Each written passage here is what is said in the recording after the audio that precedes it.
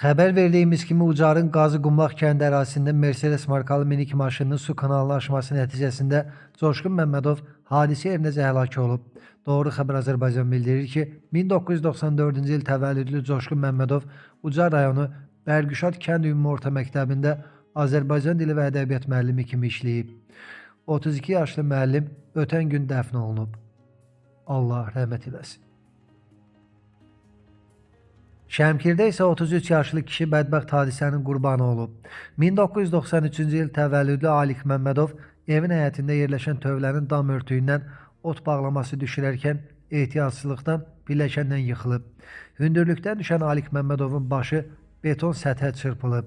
Ağır xəsarətlər almış zərər çəkən xəstəxanaya çatdırılsa da həkimlər onun həyatını xilas edə bilməyiblər. Baş vermiş ölüm faktı ilə bağlı Şəmkir rayon prokurorluğunda araşdırma aparılır. Bakı şəhərinin Binəqədi rayonunda evdə yanğın baş verib. Bu barədə Fövqəladə Hallar Nazirliyi məlumat yayıb. Bildirilib ki, ümumi sahəsi 120 kvadrat metr olan kürsülü, bir mərtəbəli 5 otaqlı evin bir otağında bir ədəd yataq dəsti yanıb. Yanğın zamanı bir nəfər tüstüdən zəhərlənib, ev yanğından tam mühafizə olunub, yanğın söndürən mühafizəçilər tərəfindən söndürülüb. Sosial şəbəkələrdə Bakıdan Gəncəyə yola düşən avtobusda sürücünün yol boyu dəfələrlə sükanı buraxaraq hər iki əli ilə mobil telefonda oyun oynamasını əks etdirən görüntülər yayılıb. İddia olunub ki, sürücü nəqliyyat vasitəsini idarə etdiyi müddətdə diqqətini yoldan yayındıraraq həm özünün, həm də avtobusda olan sərnişinlərin həyatını real təhlükə altına alıb. Məsələ ilə bağlı aynadan bildirilib ki, görüntü ilə əlaqədar araşdırma aparılıb.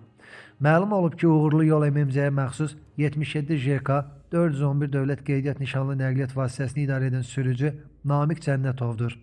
Yol verdiyi kobud qayda pozuntusuna görə sürücü daşıyıcı şirkət tərəfindən artıq işdən çıxarılıb. Yağan güclü qar səbəbindən Ağsu aşırımında avtomobillərin hərəkətində ciddi çətinliklər yaranıb. Qafqaz Info bildirir ki, günorta saatlarından Bakı-Şamaxı-Yevlax avtomobil yolunun Ağsu aşırımından keçən hissəsində avtomobillərin hərəkətində maneələr əmələ gəlib. Bəzi nəqliyyat vasitələri yolda qalıb və avtomobillər yoldan çıxıb, eləcə də qəza halları baş verib.